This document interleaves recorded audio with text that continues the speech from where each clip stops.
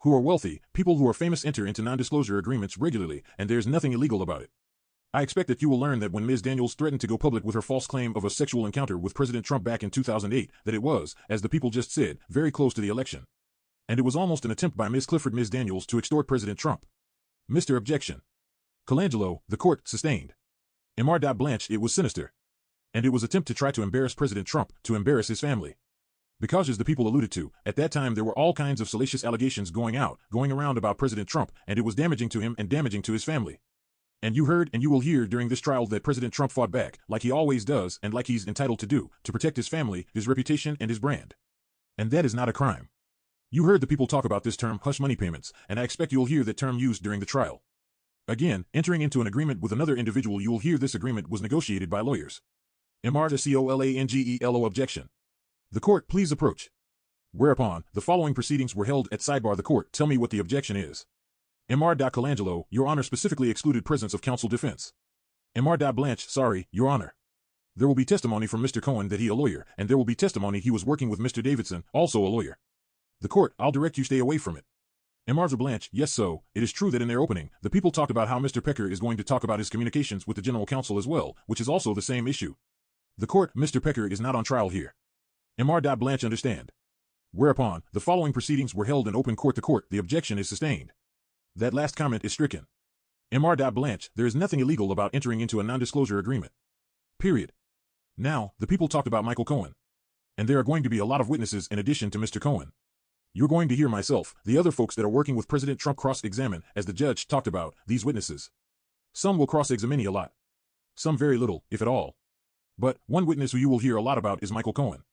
Mr. Cohen served as President Trump's attorney for many years, long before President Trump became president. He served as his personal attorney, working at Trump Tower, being paid for by the Trump companies. And then, as I mentioned, in 2017, he served as the personal attorney to President Trump in 2017, after President Trump took office. You will learn that shortly after the election in 2016, Michael Cohen wanted a job in the administration. He didn't get one. You'll hear that he was loyal. He was very loyal to President Trump and the companies for years. Defended President Trump on television and printed media, publicly, privately. But, unbeknownst to President Trump and all the years that Mr. Cohen worked for him, Mr. Cohen was also a criminal.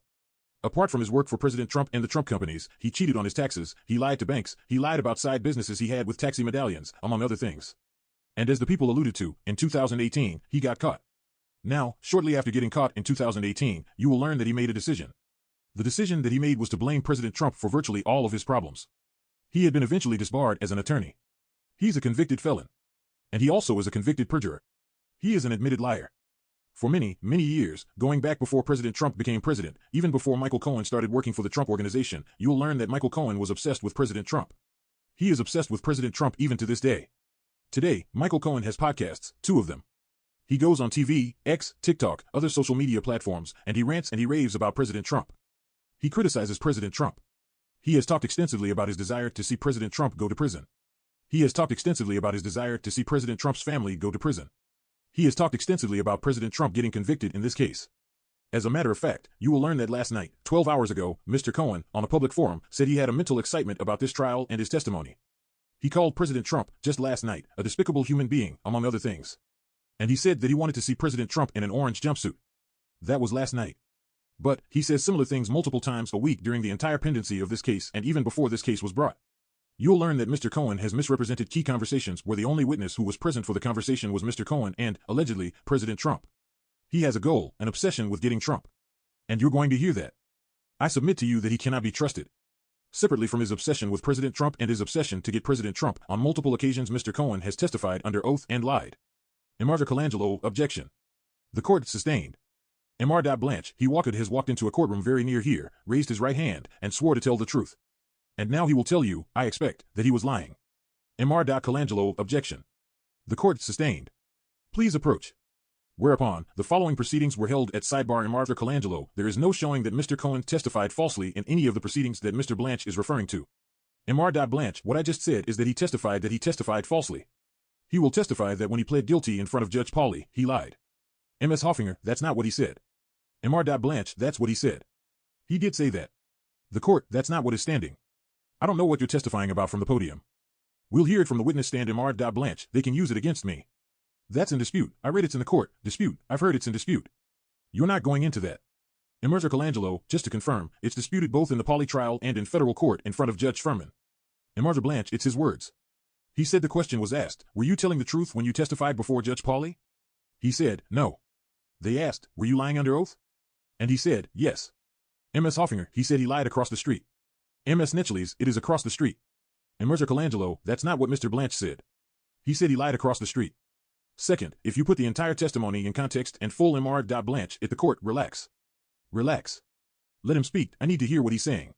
Both in his further testimony in Mr. Colangelo, that proceeding, and in written submissions at his federal proceeding, he clarified and explained his testimony and said that he was not lying when he pled guilty, said he was prosecuted, believed he was prosecuted unfairly. The court, this is an opening statement. Not argument. If you have this at the end of the trial, you can argue it at summations. I don't want to hear it now. Ms. Netchleys, can't Mr. Blanche say, I expect the evidence to say, we heard from the prosecutor, we expect the evidence to say, we don't expect him to say? The court, its argument. You can bring it up on summation. Whereupon, the following proceedings were held in open court to court, the objection is sustained. Mr. Blanche, you will learn, ladies and gentlemen, that Michael Cohen has pled guilty to lying under oath. That means to be clear, that just like I expect witnesses will come in here and raise their right hand and swear to tell the truth and then testify, that means that Mr. Cohen did that, raised his right hand, swore to tell the truth, and then lied. And admitted that. Pled guilty to lying. Under oath. So, you have two meaningful and significant issues with Mr. Cohen, his obsession with President Trump and his desire to see President Trump go to jail in this case.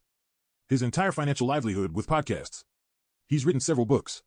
He's frequently on the media. His entire financial livelihood depends on President Trump's destruction. And, second, the admitted fact that he has lied under oath. I submit to you and I will talk to you again, as Judge Merchant said, at the end of the case, that given this, you cannot make a serious decision about President Trump relying on the words of Michael Cohen. There will be other witnesses. I expect Ms. Clifford Stormy Daniels will testify. She is, similarly, extremely biased against President Trump. You will hear that he met her several years ago, in 2006. I may have said 2008 earlier. In 2006, some 18 years ago. Then, at the time, as some of you may remember, President Trump was running a very popular TV show called The Apprentice, which was always looking for new opportunities and had a series of communications with Ms. Daniels. But, ultimately, it did not work out. Since then, Ms. Clifford has made a living off of these communications, even though she publicly denied any improper relationship in writing. You will hear that in the weeks and months leading up to the 2016 election, she saw her chance to make a lot of money, $130,000. And it worked. She got an NDA, and Michael Cohen paid her that money. He did that in exchange for her silence. Which, of course, didn't work. And since this story came out in 2018, became public, she's made hundreds of thousands of dollars because of it. She also wrote a book. She was paid for a documentary.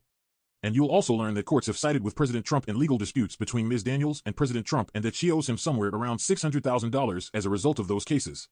But I'm going to say something else about her testimony, and this is important. It doesn't matter. What I mean by that is, I expect you will learn that Ms. Daniels doesn't have any idea. She doesn't know anything about the charged 34 counts in this case. She has no idea what Michael Cohen wrote on the invoice. She has no idea how it was booked at Trump Tower. And she has no idea about the checks that are also charged in this indictment. So, her testimony, while salacious, does not matter. Now, I want to talk to you for just a few minutes about what the people spent a long time talking about, which is this catch and kill scheme between Mr. Pecker at AMI and President Trump and Michael Cohen as the part of his lawyer. The people used the word conspiracy. You will hear and see that there are 34 counts in this indictment. Conspiracy is not one of them. President Trump is not charged with any conspiracy. That's a word the people have chosen to use. The reality is, there's nothing illegal about a scheme. There's nothing illegal about what you will hear happened among AMI and National Enquirer and Mr. Pecker and President Trump. It happens, I expect you will hear shortly, this sort of thing happens regularly, that newspapers make decisions about what to publish, when to publish, and how to publish. It happens with politicians, with wealthy people, with famous people. It's not a scheme. Unless a scheme means something that doesn't matter, that's not illegal, that's not against the law. As part of this, the people talked about a catch and kill idea. Catch and kill. That you purchase the rights to a story. But, I encourage you to listen over the next couple of days, well, listen to the whole trial, but certainly over the next couple of days when you hear Mr. Pecker testify about this supposed catch and kill. Listen to what he says about his motivation to sell magazines, not surprising, and whether it really is a catch and kill, and whether what the people just told you lines up with what the witness is going to say on that stand. So, I'm going to sit down.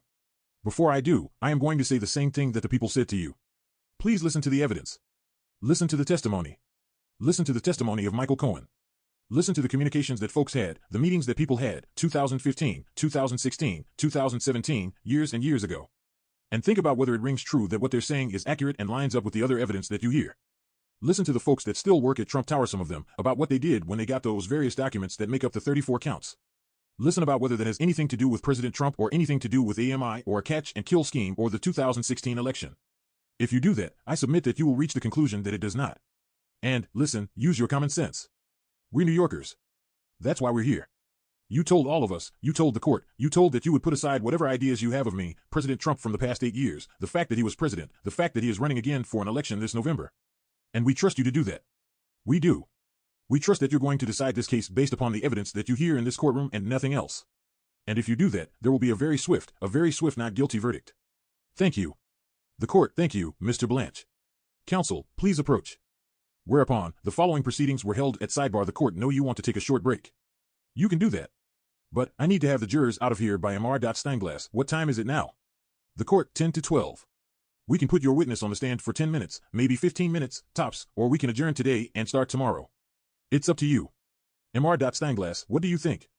Start? We need 5 minutes to get him upstairs. The court, we're going to take a very short 10-minute recess. I ask you to please step out. Follow the instructions of the officer. Whereupon, the jurors and the alternate jurors are excused. The court, see you back at 12 noon. Whereupon, Senior Court Reporter Lori Eisenberg is relieved by Senior Court Reporter Teresa Magna-Carey, and the transcript continues on the following page. The clerk, case on trial continues. All parties are present. Appearances remain the same. Outside the presence of the jury. COURT, bring in the jury. The court, you can be seated. Thank you. The clerk, the jury is present and properly seated. The court, people, please call your first witness. Mr. The people call David Pecker. Court officer, remain standing. The clerk, please raise your right hand. Do you solemnly swear or affirm that the testimony that you are going to give before this court and jury shall be the truth, the whole truth, and nothing but the truth? Do you so swear or affirm? DAVID, the witness do. PECKER, called as a witness on behalf of the people, was duly sworn by the clerk of the court, upon being examined, testified as follows. The clerk, please be seated. Court officer, please state your name. Spelling your last name. The witness, David Pecker. Court officer, the witness, PECKER, court officer, county of residence. The witness, Barfield, Connecticut. The court, good afternoon, Mr. Pecker. You may inquire. Mr. May I inquire? The court, yes, Mr. Thank you. Direct examination by Mr. Stanglass, Q. Good afternoon, Mr. Pecker. Good afternoon. Q. I'm sorry to start with this question. How old are you? AQ, 72. Are you married? A. Yes, Q. AQ. How long have you been married? 36 years. Can you briefly describe your educational background for the jury? A. And I also received a doctorate degree that was granted to me. Yes, I have a bachelor's degree from Pace University, from Pace. Q. I am going to ask you to slide your chair a little bit forward so your mouth is a little closer to the microphone. Okay. Q. A. That's better. Thank you. Are you currently employed? I'm self-employed now. Q. What are you doing now? I do consulting work. Q. And is one of the companies you consult for your prior employer? Yes, I do. Q. Q. Who was your prior employer? My prior employer was American Media. Is that known as AMI for short? AMI is correct. The court apologized for interrupting you. Didn't give the jurors an opportunity to get some writing materials. Do any of you want writing materials? Raise your right hand. Keep your hand up. I apologize for interrupting. Mr. Stanglass, no problem. The court, does everyone who wants a pad or a pen have one? Okay, great, sorry, Mr. Stanglass. Mr. Stanglass, no problem. Q.So I think we left off. You were telling us what kind of company AMI is. American Media is a publishing company that primarily publishes celebrity magazines, and it used to publish health and fitness magazines. Q. Can you give us some examples of other AMI publications? Yes, the National Enquirer, The Globe, Life and Style, and Touch, Closer, Us Weekly. And on the health and fitness titles, it was Shape and Muscle and Fitness and Flex. Q. What was your title at AMI? I was chairman, president, and CEO. Q. Star? A. Star, A. Your title? Did you also have an ownership interest? Yes, I own 10% of the company. How long did you work at AMI? From March 1999 through August of 2020. During the period from 2015, say, to 2017, what was the same title, chairman, president, and CEO? And can you describe a little bit for the jury what your responsibilities were in those titles? In a publishing environment, you have multiple different departments. On the editorial side, you have editor-in-chief, and you have the staff, managing editors, freelancers, reporters. And on the operations side, you have various different departments, accounting department, finance department, and you have a legal department, human resources. All those departments reported to the director's administration of each of those units that I just mentioned, and that is the leadership team. And everybody, all those people, reported directly to me. Q.So as CEO and president and chairman, did you have the final say over publishing decisions, including which stories would get published and which stories would not get published? Yes, I had the final say. On the celebrity side of the magazine industry, at least on the tabloid side, we use checkbook journalism and we pay for stories. I gave a number to the editors that they could not spend more than $10,000 to investigate or produce or publish a story. So anything over $10,000 that they would spend on a story, that would have to be vetted and brought up to me if they were going to spend more for approval. Q'd, in addition to having to approve expenditures, did you also have final kind of editorial say? In other words, the ability to determine that a particular story was not going to be run, or a particular story was going to be run. Being in the publishing industry for 40 years, I realized early in my career that the only thing that was important is the cover of a magazine. So when the editors produce a story, or prepare the cover, we would have a meeting and they would present to me what the story would be, what the concept was, what the cost was going to be. Q'd, and if the story involved, I guess for lack of a better way to say it, a big story, or a famous person, did you have the final say on whether or not to publish that story? Yes, I did. Q'd, where generally was your office located? We were located in Boca Raton, Florida, and in Manhattan I have been out a little bit, for a while, on the corner of Broad and Water Street. Q'd, okay, are you familiar with the term editor meetings? Yes, I am. Q'd, can you explain to the jury what is an editor meeting? What are editor meetings? As the editors prepare and put a story together, and